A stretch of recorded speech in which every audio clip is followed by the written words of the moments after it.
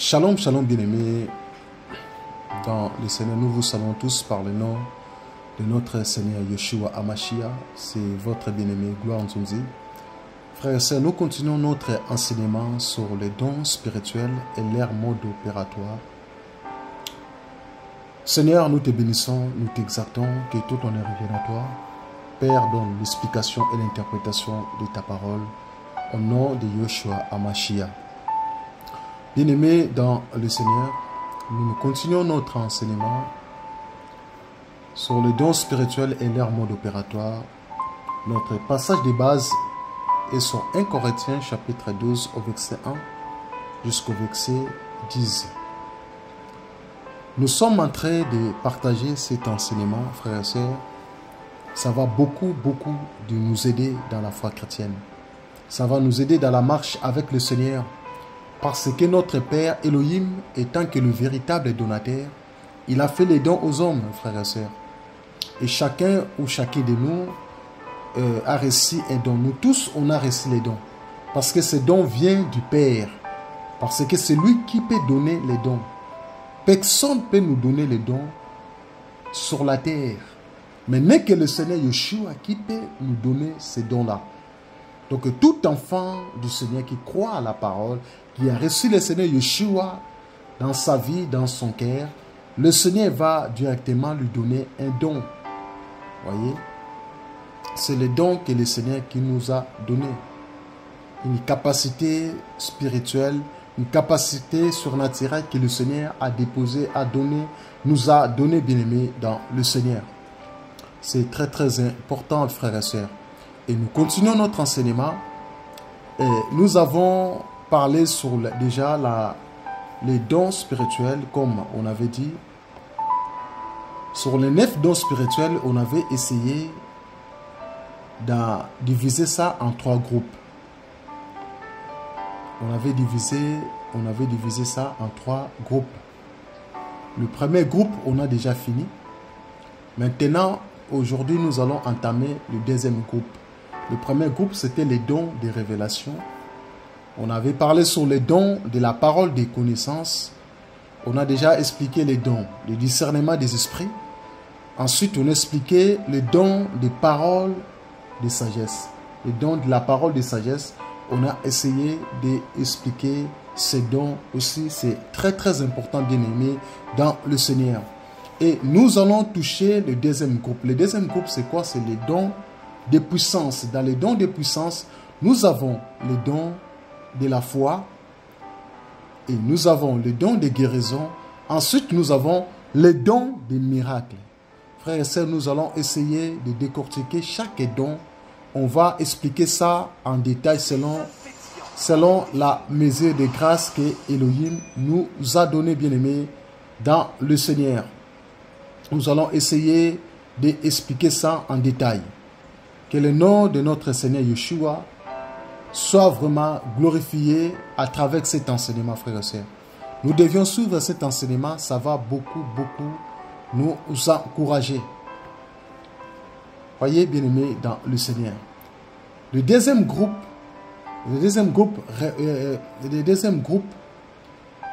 ça va nous aider. Le deuxième groupe, nous avons ce que je viens de dire, nous avons les dons de la foi, les dons de guérison et les dons des miracles. Et ce groupement de dons révèle la puissance de Elohim, ainsi que sa manifestation. Voyez? Et nous allons essayer de décortiquer chaque don. Les dons de la foi, les dons de guérison et les dons des miracles. Quand on dit les dons de guérison et les dons des miracles, ce n'est pas la même chose. Et nous allons décortiquer ces choses. Maintenant, aujourd'hui, nous allons parler sur les dons de la foi. C'est quoi d'abord la foi? C'est quoi la foi, bien-aimé, dans le Seigneur? C'est quoi les dons de la foi? Les dons de la foi, c'est la manifestation miraculeuse d'Elohim. Donc, une manifestation miraculeuse d'Elohim.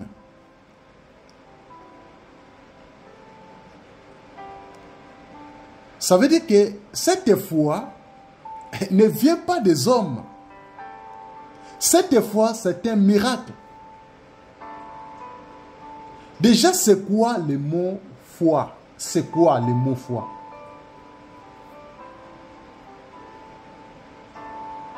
Foi vient du mot...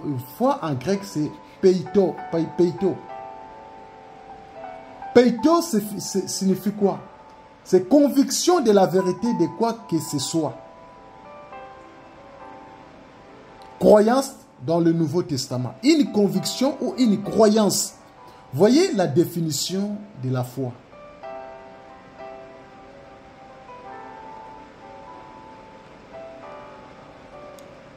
La conviction que Yahweh est... C'est la conviction de la vérité. Ou une croyance concernant la relation avec le Père. Voyez bien aimé dans le Seigneur.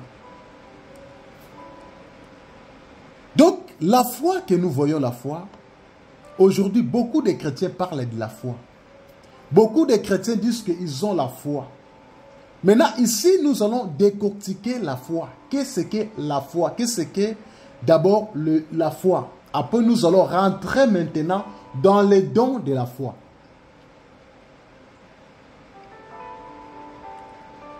Voyez bien aimé dans le Seigneur.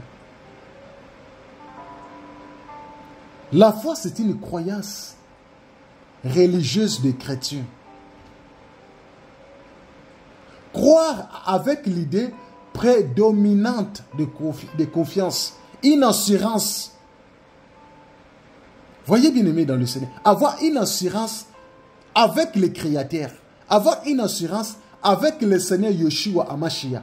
Donc ça veut dire être fidèle. La fidélité avec le Père.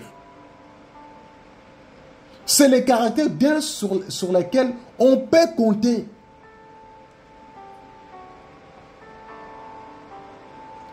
Donc la foi crée la fidélité. La foi appelle la grâce. La foi, c'est un engagement avec le Père.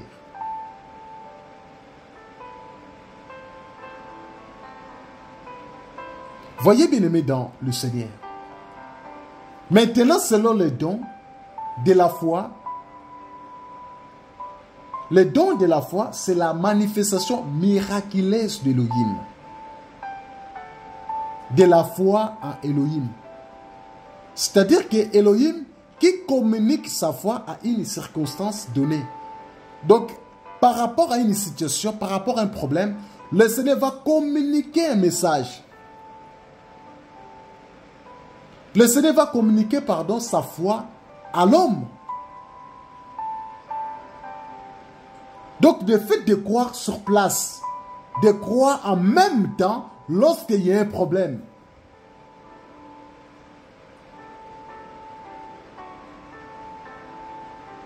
Donc, ce don est vraiment différent par rapport à la foi comme étant les moyens pour avoir les salis selon Éphésiens chapitre 2 au verset 8. Nous allons décortiquer ces choses. C'est très important. Parce que nous avons le don de la foi. Nous avons le don par rapport au salut. Nous allons expliquer ces choses, bien-aimés, dans le Seigneur. C'est très important, bien-aimés, dans le Seigneur. Nous allons lire les dons par rapport, la foi par le don. Nous allons lire la foi par rapport au salut. Éphésiens chapitre 1. Éphésiens au chapitre 2. Parce que beaucoup de gens confondent. Éphésiens chapitre 2. Nous allons lire les versets 8 jusqu'au verset 9. La parole nous dit, c'est par la grâce que vous êtes sauvés, par les moyens de la foi. Et cela ne vient pas de vous, c'est le don de Elohim. Ce n'est point par les œuvres, afin que personne ne se glorifie. Voyez bien aimé dans le Seigneur. Ici, nous sommes sauvés par la grâce. mais par les moyens de la foi. Voyez bien aimé dans le Seigneur. Donc nous avons la foi du salut. La foi au moyen du salut.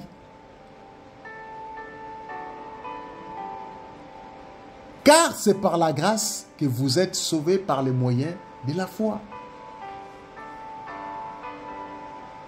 Cela ne vient pas de vous, c'est le don d'Élohim, c'est le don de notre Seigneur Yeshua. Donc nous sommes sauvés au moyen de la foi. C'est la foi du salut. Les moyens pour avoir le salut. Voyez? Et nous avons la foi comme espérance aux promesses d'Élohim, selon Hébreux chapitre 11. Nous allons lire Hébreux. Non, nous allons lire d'abord Romains chapitre 10 au verset 17. Après, on va lire Hébreux chapitre 11 au verset 1 jusqu'au verset 17. Romains chapitre 10. Romains chapitre 10. Romains chapitre 10 au verset 17. La parole nous dit: ainsi la foi vient de ce qu'on entend. Et ce qu'on entend au moyen de la parole d'Élohim. Voyez bien aimé dans le Seigneur. Donc la foi vient d'où? Vient de ce qu'on entend. Et ce qu'on entend vient de la parole de Mashiach, la parole de Christ. Voyez bien aimé dans le Seigneur. Donc tu ne peux pas avoir, tu ne peux pas dire que bah, toi tu as la foi, mais si tu n'attends pas la parole. Donc avant d'avoir la foi, il faut d'abord écouter, il faut attendre le Père. Hébreux chapitre 11. Hébreux chapitre 11. On va lire Hébreux. C'est l'enseignement bien-aimé dans le Seigneur. Nous donnons des versets bibliques. Vous aussi, vous devez vérifier. Parce que beaucoup de chrétiens ne vérifient plus la parole. Éphésiens chapitre 11. Éphésiens chapitre 11. Nous allons commencer au verset 1. La parole nous dit: or la foi est une base des choses qu'on espère, une conviction de celles qu'on ne voit pas. La foi est une ferme d'assurance de choses qu'on espère, une démonstration de celles qu'on ne voit pas. Ça, c'est la définition générale de la foi, bien-aimé dans le Seigneur. Voyez, bien-aimé dans le Seigneur. Ça, c'est la foi au moyen de la promesse.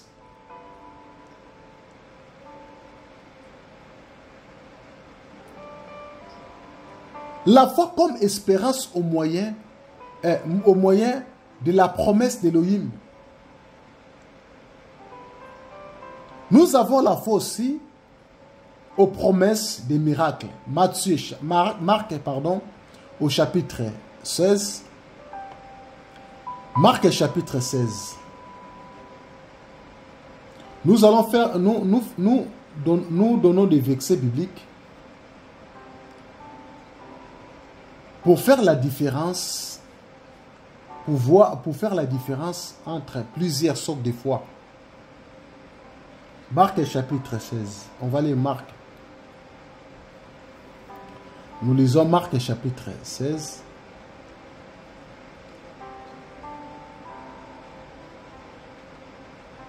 Marc chapitre 16 au verset 15 jusqu'au verset 16.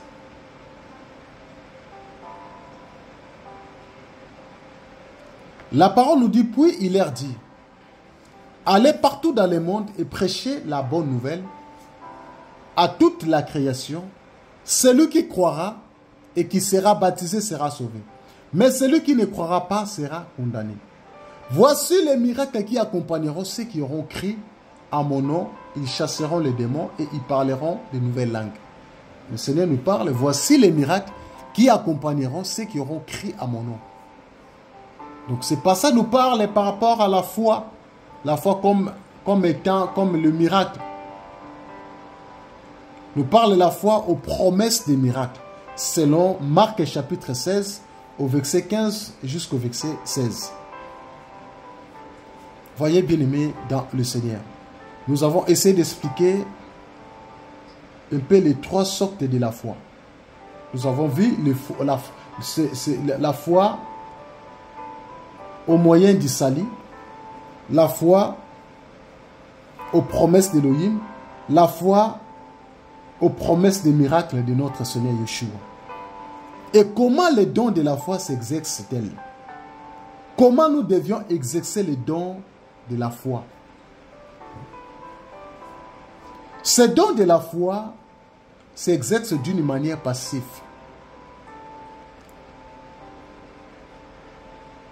Nous allons lire un passage dans le livre. Nous allons lire un passage dans le livre de Daniel. Lorsque Daniel était dans la fosse au lion. Cette histoire dans Daniel chapitre 3 au verset 1 jusqu'au verset 38. Nous connaissons bien l'histoire, bien-aimée dans le Seigneur. Lorsque Daniel était dans la fosse au lion, et si Daniel n'avait pas la foi, les lions, ils devraient manger Daniel. Donc, à cause de la manifestation des dons de la foi que Daniel qu'il avait, raison pour laquelle que le lion, il ne devrait pas toucher Daniel. Donc, face au combat, face au problème, donc les dons de la foi est très important dans nos vies. Et le Seigneur nous épargne face au problème. Le Seigneur nous parle face au danger. Le Seigneur nous épargne face au danger. Comme Daniel, il était dans la fosse au lion. Mais le Seigneur a épargné Daniel.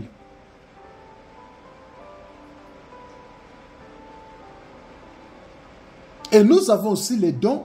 Et les dons de la foi s'exercent aussi d'une manière active.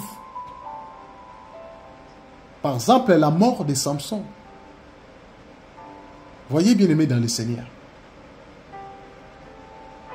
Ici, la foi s'exerce également par la proclamation de la parole.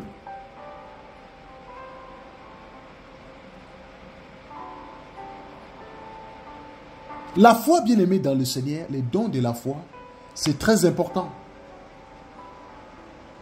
Ces dons de la foi, c'est très important.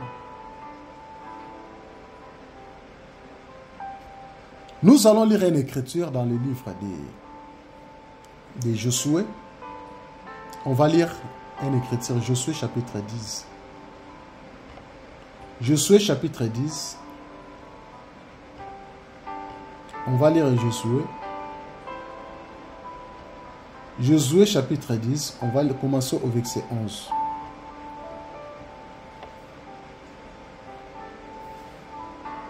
Verset 11 jusqu'au verset 14, la parole nous dit: comme il fuyait devant Israël et qu'il était à la descente de Beth-Horon, l'Éternel fit tomber du ciel sur eux de grosses pierres jusqu'à Azeka.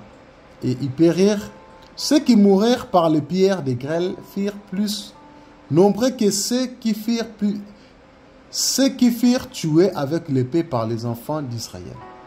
Alors Josué parla à l'Éternel le jour où l'Éternel livrera les Amoriens aux enfants d'Israël. Et il dit, en présence d'Israël, soleil, arrête-toi sur Gabaon, et toi, lune, sur la vallée d'Ajalon. Et le soleil s'arrêta et la lune suspendit sa course jusqu'à ce que la nation y tuerait vengeance de ses ennemis. Cela n'est-il pas écrit dans le livre du juste? Le soleil s'arrêta au milieu du ciel et ne se hâta point de se coucher presque tout un jour. Il n'y a point eu de jour comme celui-là, ni avant ni après, où l'Éternel ait écouté la voix d'un homme, car l'Éternel combattait pour Israël. Voyez, bien aimé, dans le Seigneur, l'histoire de Josué. Josué a manifesté le don de la foi. Il a prononcé la parole. Il a ordonné au soleil et à la lune de rester immobiles. Voyez, bien aimé, dans le Seigneur. Donc, le don de la foi nous permet à ordonner à quelque chose, frères et sœurs. Tu peux ordonner une chose, tu peux appeler une chose dans ta vie. Parce que Josué a ordonné au soleil et à la lune de rester immobile. Le don de la foi, c'est très important. Et lorsque nous lisons l'histoire d'Élie, Élie avait maîtrisé quoi? Le climat par sa parole. Un roi, nous allons lire un roi. Un roi chapitre 17. On va vérifier la parole. Un roi chapitre 17. Un roi au chapitre 17. Au verset 1. La parole nous dit, Élie le Tishbite, l'un des habitants de Galade, dit à Akab, l'Éternel est vivant. Elohim d'Israël dont je suis le serviteur, il n'y aura ces années-ci ni rosée ni pluie, sinon à ma parole. Voyez la parole que Élie le Tishbite avait prononcée, frères et sœurs. Il a dit, l'Éternel est vivant. Yahweh Elohim d'Israël en face de qui je me tiens debout et vivant. Il n'y aura ces années-ci ni rosée ni pluie, sauf sur la parole de ma bouche. Là, Élie le Tishbite, nous voyons, cet homme avait le don de la foi en lui. Le don de la foi, c'est très important, frères et sœurs. Le don de la foi est hyper important dans notre marche avec le Seigneur. Et lorsque nous lisons encore, il y a une parabole du Seigneur Yeshua. Parabole, nous allons lire Marc chapitre 11. Marc chapitre 11. Lisons Marc chapitre 11. Marc chapitre 11. Marc chapitre 11.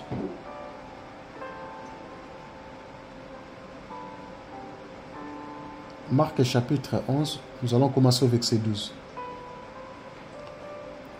Le lendemain, après qu'ils firent sortir de Béthanie, Yeshua y faim et voyant de loin un figuier qui avait des feuilles. Il alla voir si il trouverait quelque chose, mais s'en était approché. Il ne trouva que des feuilles, car ce n'était pas le temps de figues. Yeshua répondit et lui dit, que personne ne mange de ton fruit à jamais, et les disciples l'attendirent. Voyez, bien-aimés, dans le Seigneur, nous allons continuer au verset... Non, on va s'arrêter là. Voyez, bien-aimés, dans le Seigneur, cette parole. Parce que le Seigneur Yeshua a prononcé sur un figuier. Il a parlé sur un figuier. Le figuier stérile, il a dit le lendemain, après qu'il fut sorti de Béthanie, Yeshua y faim, en voyant loin un figuier qui avait des feuilles. Il alla voir s'ils y trouveraient quelque chose, mais ce n'était approché, il ne trouva que des feuilles. Ce n'était pas le temps de figues. Yeshua répondit que personne ne mange de ton fruit. À jamais. Ici, le Seigneur Yeshua a utilisé quoi? C'est le don de la foi. Et les disciples, ils avaient attendu cette déclaration. Lorsque le Seigneur Yeshua a déclaré, donc le Seigneur Yeshua a manifesté le don de la foi, frères et sœurs bien-aimés, dans le Seigneur. Donc le don de la foi, c'est très important, bien-aimés, dans le Seigneur. La marche avec le Seigneur, ça nous demande d'avoir les dons de la foi. Le don de la foi, c'est très important, frères et sœurs. Que le Seigneur nous aide, vous et moi, que le Seigneur nous aide à avoir ces dons de la foi. Nous devions demander au Père, au Seigneur, que le Seigneur nous donne les dons de la foi. Aujourd'hui, les dons de la foi est disparu dans le cœur des chrétiens. Dans les ensembles, nous ne parlons même pas. Beaucoup de chrétiens ne manifestent plus le don de la foi. Il y en a qui ont le don de la foi, mais ils ne savent pas qu'ils ont le don de la foi.